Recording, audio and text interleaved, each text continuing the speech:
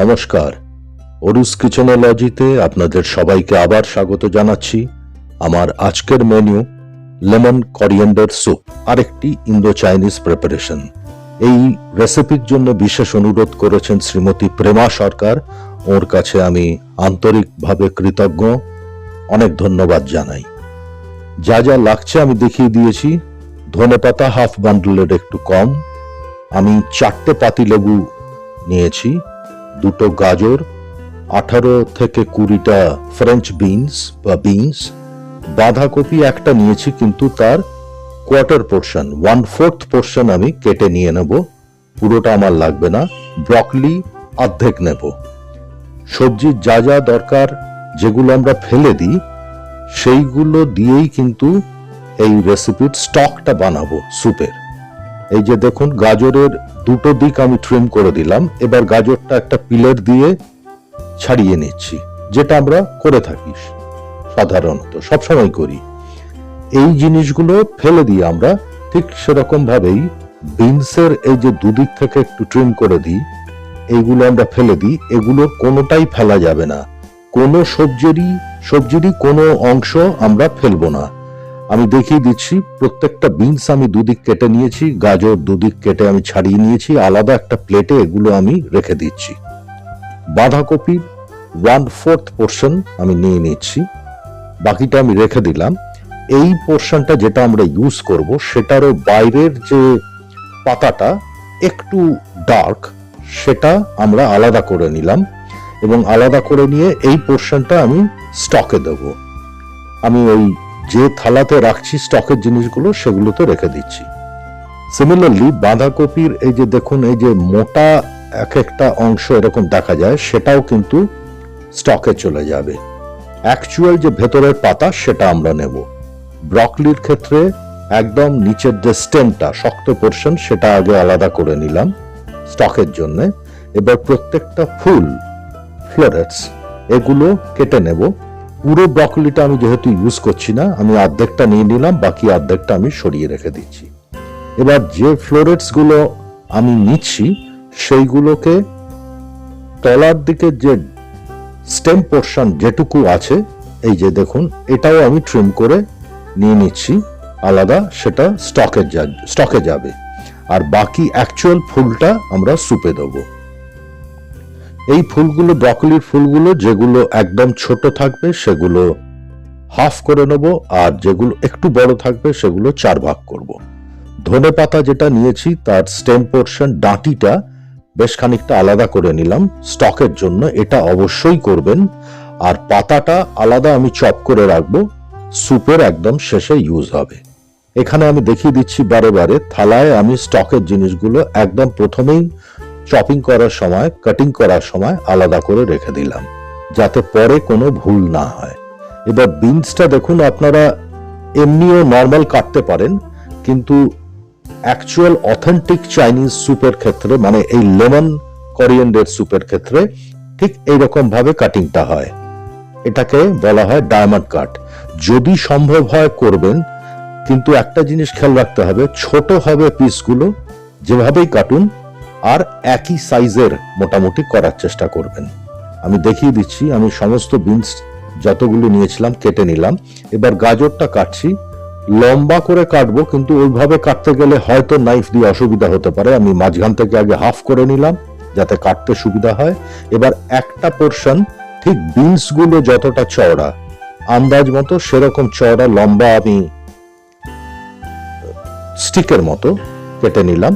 এবার সেগুলোকে exactly beans যেভাবে কেটেছি সেইভাবেই ডায়মন্ড কাট করে নিচ্ছি। আবার বলছি, ছোট করবেন এবং একই রকম করবেন। যদি ডায়মন্ড কাটে অসুবিধা হয়, কোনো চিন্তার ব্যাপার নেই, সাধারণভাবে গোল গোল করে যেরকম আমরা কাটি ওরকম কেটে নেবেন, কিন্তু ছোট হবে, একই রকম সাইজ হবে। ব্রকলিটা আমি আগেই বলেছিলাম, ছোট যদি ফুল হয় তাহলে 2 ভাগ করে নিতে হবে, একটু বড় ফুল হলে পরে সেটা 4 ভাগ, অর্থাৎ একদম প্রপারলি বাইট সাইজে কাটিংটা হবে। এবার বাঁধাকপি যেটুকু নিয়েছিলাম সেটা ধরলাম, এইভাবে গ্রিপ করবেন। বুড়ো আঙ্গুলটা যাতে, বাঁ হাতের বুড়ো আঙ্গুলটা একদম ভেতর দিকে থাকবে, যাতে কোনোভাবেই নাইফে কেটে না যায়। এটা একটু প্র্যাকটিস করলেই কোনো অসুবিধা হবে না। আর বাকি আঙ্গুলগুলো ঠিক একটা একটা থাবা যেরকম হয় ঠিক সেইভাবে দেখুন এইভাবে ধরতে হবে, যাতে নাইফটা কোনো আঙ্গুলের সামনের ডগাতে হিট না করে, যাতে কোনো ভাবে ইনজুরি না হয়। এগুলো একটু প্র্যাকটিসের ব্যাপার, অনেকেই জানেন, কিন্তু যারা জানেন না বা করেন না তাদের জন্য এটা আমি বলে দিলাম। পাতিলেবুর ইউজটা আমি একদম শেষে দেখাবো। যা যা সবজি দরকার ছিল চপিং করবার স্যুপের জন্য বা স্টকের জন্য, এই যে আমি দেখিয়ে দিচ্ছি স্টকের জন্য এটা, বাকিগুলো স্যুপে যাবে, সেগুলো একসাথে দেখিয়ে দিলাম। এবারে রসুন আমি দুটো ভাগে নিয়েছি, এক জায়গায় 10-12 কোয়া, ওটা একদম ছোট করে মিনসিং হবে, একদম কুচি হবে। আরেক জায়গায় 5 কোয়া, সেটা একটু থেতো করে নেব স্টকের জন্য। আদাও তাই, টোটাল 1 ইঞ্চি, তার মধ্যে 1/2 ইঞ্চ যাবে হচ্ছে স্টকে, সেটা ছোট করে চপ করে নিয়ে, আর বাকিটা একদম ছোট করে কুচি হবে, সেটা যাবে স্যুপে। কাঁচা লঙ্কা 3টের মধ্যে 1টা যাবে স্টকে আর 2টো যাবে স্যুপে। 2টো যেটা স্যুপে যাবে সেটাও কুচি হবে, আর স্টকে যেটা যাবে সেটা আমি দেখিয়ে দিচ্ছি, সেটা মাঝখান থেকে স্লিট করে লম্বা করে চিড়ে দিয়ে ভেতরের যে বীজগুলো, সিডসগুলো, সেগুলো আমাদের দরকার নেই, কারণ আমরা খুব বেশি যাতে ঝাল না হয় সেটা খেয়াল রাখতে হবে। স্যুপ যাতে লঙ্কার কারণে ঝালটা না হয় এই স্যুপে পার্টিকুলারলি। এইগুলো আমি দিয়ে দিলাম যেটাতে বাটিটার মধ্যে স্টকের জিনিসগুলো আছে সেখানে। এবার দুটো লেবু এইভাবে একটা ছোট গ্রেটার নিয়ে গ্রেট করে নিতে হবে বাইরের খোসাটা। ঠিক খুব সুন্দরভাবে কিন্তু ব্যাপারটা করতে হবে না, মোটামুটি গ্রেট করে নিতে হবে খোসাটা, যাতে আন্দাজ মতো 1 টেবিল স্পুন মতো টোটাল খোসা আপনি পেয়ে যান। আমি দুটো লেবুকে এই যে দেখুন গ্রেট করে নিয়েছি, গ্রেট করে আমার ওইটুকু খোসা হয়ে গেছে। আদা, রসুন, কাঁচা লঙ্কা যেগুলো ফাইনলি চপ করেছি দেখিয়ে দিচ্ছি, এগুলো স্যুপের জন্য। আর লেবু কাটবার আগে মাঝখান দিয়ে সবসময় এভাবে একটু হাতে ঘষে নেবেন, তাতে কি হয় স্কিন এবং ভেতরের ফ্লেশ এই দুটোর মধ্যে একটা গ্যাপ তৈরি হয়ে যাবে হাতের চাপে, যার ফলে যখন কাটবেন তখন ভেতরের ফ্লেশের মধ্যে রসটা একদম ঠিকঠাক মতো থাকবে। আমি দুটো লেবুর রস বার করে নিচ্ছি। আমি এই লেমন স্কুইজার এটা ইউজ করার পরেও হাত দিয়ে একটু চিপে দিয়েছি, তার কারণ এটা আমার অভ্যেস। আমি কোনো জিনিস ফেলে দেওয়া বা নষ্ট করা একদম পছন্দ করি না, সেই জন্য হাত দিয়ে ওইভাবে করে দিই, আমার মাও তাই বলতেন অ্যাকচুয়ালি। এবার আরেকটা লেবু একদম পাতলা পাতলা আমি স্লাইস করে নিয়েছি, এটা একদম শেষে ব্যবহার হবে। এটা মূলত গার্নিশিং এর জন্য ইউজ হবে। এবারে আমাদের সমস্ত কাটিং রেডি। আসুন এবার আমরা সবাই মিলে স্টকটা বানাই। একটা বড় পাত্রে অনেকটা গরম জল দিয়ে দিয়েছি, জলটা খুব ভালোভাবে ফুটতে দিন। যতগুলো স্যুপ বানাতে চাইছেন যত জনের জন্য সেরকম বাটি মেপে দেবেন একটু এক্সট্রা। এটা কিন্তু প্রথমে এই স্টেজেই ঠিক করে নেবেন। স্টকটা বানাবার জন্য জল যখন ভালোভাবে ফুটে গেল তখন যা সবজিগুলো কেটে রেখেছিলাম সব দিয়ে দিলাম, সামান্য একটু নুন দিয়েছিলাম। এবারে অপেক্ষা করব জলটা যাতে এইভাবে টকবক করে ফুটতে থাকে। এটা কিন্তু খুব জরুরি, সমস্ত সবজিগুলো বেশ কিছু পোর্শন কিন্তু হার্ড আছে, শক্ত আছে, এর ভেতর থেকে রসটাকে টেনে বার করতে হবে, ভিটামিনস মিনারেলস গুলোকে টেনে বার করতে হবে, যাতে সবকিছু জলের মধ্যে চলে আসে। মিনিট 20 এটাকে কিন্তু ফুটিয়ে নিতে হবে। এবারে ছেঁকে নিচ্ছি সবজিগুলো একটা বড় ছাঁকনির মধ্যে দিয়ে, যে পাত্রটাতে আমি স্টকটা বানালাম সেটা ধরে পুরো জলটা ছাঁকনিতে দিয়ে দিচ্ছি, যাতে নিচে যে জলটা কালেক্ট হচ্ছে ওর মধ্যে আর কোনো সবজির কোনো পোর্শন না যায়। একটা দুটো টুকরো যাবে খুব ছোট যেগুলো, সেগুলো একটা হাতা দিয়ে বা চামচ দিয়ে তুলে ফেলে দিন। আমাদের অথেন্টিক স্টক রেডি, তৈরি। এবারে কুকিং ফাইনাল পার্টে চলে আসছি, স্যুপ বানাবার জন্য। কড়াই গরম করে সাদা তেল অল্প দেবেন, 1 টেবিল স্পুন যথেষ্ট। এবারে যেগুলো আদা, রসুন, কাঁচা লঙ্কা একদম ফাইনলি চপ করে কেটে রেখেছিলাম সেগুলো দিয়ে দিলাম। আঁচ একদম বেশি থাকবে, হাই ফ্লেমে ইনিশিয়ালি বেশ খানিকক্ষণ রান্নাটা হবে। 5-6 সেকেন্ড 7 সেকেন্ড নাড়বেন।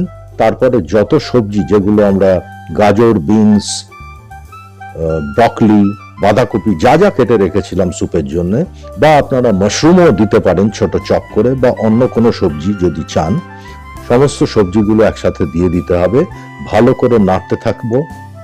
দিয়ে দিচ্ছি হাফ টিস্পুন নুন। নুনটা পরে আমরা চেক করব। আর দিয়ে দিচ্ছি থেতো করে রাখা বা ক্রাশড গোলমরিচ। এই জায়গাটাতে একটা পয়েন্ট বলে রাখি, আপনারা সাদা গোলমরিচও দিতে পারেন, সেটাও ইউজ হয়। কিন্তু এই আইটেমটা ভেজ অ্যারোম্যাট পাউডার, চাইনিজ প্রিপারেশনে সেটা এমনি ডিশ হোক বা স্যুপ, এটা কিন্তু দেওয়ার অতি অবশ্যই চেষ্টা করবেন। মিশিয়ে দেওয়ার পরে পুরো জলটা স্টক যেটা সেটা দিয়ে দিলাম। ফ্লেম এইবারে হাই আছে, প্রথম থেকেই হাই ফ্লেমে করছি। হাই ফ্লেমে এটাকে আমরা খুব ভালোভাবে ফুটতে দেবো। একটু নেড়ে দেবেন। দিয়ে দিচ্ছি হাফ টিস্পুন চিনি, কারণ একটু মাইল্ড সুইটনেস, এটা না বোঝার মতো, কিন্তু সেটা ব্যাক অফ দ্য টাং, জিভের কোথাও একটা হালকা যাতে মিষ্টি স্বাদ লাগে। এবার দিয়ে দেবো গ্রেট করে রেখেছিলাম যে লেবুর খোসাগুলো। ফ্লেম একদম লো করে দিয়েছি। লেবুর খোসাগুলো মিশিয়ে দিলাম। বাটিতে 1 চামচ জল আবার বাটির মধ্যে নিয়ে কড়াই থেকে সেই জলটাও দিয়ে দিলাম, যাতে কোনো খোসা ওই বাটিটার মধ্যে থেকে না যায়।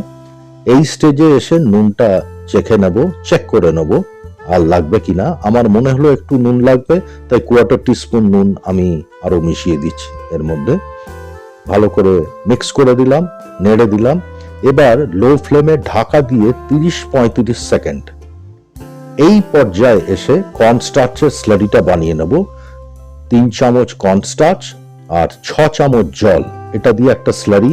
আগে থেকে বানাবেন না, এই জন্য যে ওটা সেডিমেন্টেশন হয়ে যায়, নিচে দানা বেঁধে যাবে, সেটা যাতে না হয়। এই স্টেজে বানিয়ে নেবেন। ঢাকা খুলে প্রথমে দিয়ে দিচ্ছি 3 টেবিল স্পুন। কেন প্রথমে পুরোটা দিচ্ছি না, নাড়বো, নেড়ে দেখবো যে ডেনসিটি বা ঘনত্বটা ঠিক লাগছে কিনা। যদি মনে হয় না আরেকটু দিতে হবে, আমি আবার আরো 3 টেবিল স্পুন দিয়ে দিচ্ছি। আর দিয়ে সাথে সাথে নাড়বেন, না হলে নিচে কড়াইয়ের নিচে এই কর্নস্টার্চটা কিন্তু জমে আটকে যাবে। ভালো করে নেড়ে মিশিয়ে এবার একটা ফাইন বয়েলের জন্য, নাইস বয়েলের জন্য অপেক্ষা করব। যেই ফুটতে শুরু করবে ভালোভাবে, তখন আমি আঁচটা কমিয়ে দেবো। ওপরে একটু এরকম ফেনা দেখতে পাবেন, সেটা হাতা দিয়ে তুলে সরিয়ে দেবেন, না হলে এটা সবজির টেস্টকে একটু অনেক সময় একটু তেতো করে দেয়। যতটা পারবেন ফেলে দেবেন। এবারে গ্যাস অফ। লেবুর রস দিয়ে দিলাম, যে কুচিয়ে রাখা ধনেপাতা সেটাও দিয়ে দিচ্ছি। গ্যাস কিন্তু বন্ধ করে তারপর দেবেন, না হলে খুব একটা এই লেবুর রস বিশেষ করে তেতো ভাব চলে আসবে স্যুপের মধ্যে, আর ধনেপাতার স্বাদটাও তখন ভালো হয় না। এগুলো সবসময় গ্যাস অফ করে দেওয়ার চেষ্টা করব আমরা। আমাদের সকলের জন্য, আপনাদের সকলের জন্য সুস্বাদু এবং স্বাস্থ্যকর লেমন করিয়েন্ডার স্যুপ একদম প্রস্তুত। আপনাদের সাবস্ক্রিপশনের অপেক্ষায় ভীষণভাবে আছি। সবাই সুস্থ থাকুন, ভালো থাকুন। আবার দেখা হবে তাড়াতাড়ি। আপনাদের সবাইকে অনুরোধ করছি, যদি কোনো বিশেষ রেসিপির অনুরোধ করেন, আমি চেষ্টা করব যত তাড়াতাড়ি সম্ভব সেটা পরিবেশন করার। ধন্যবাদ।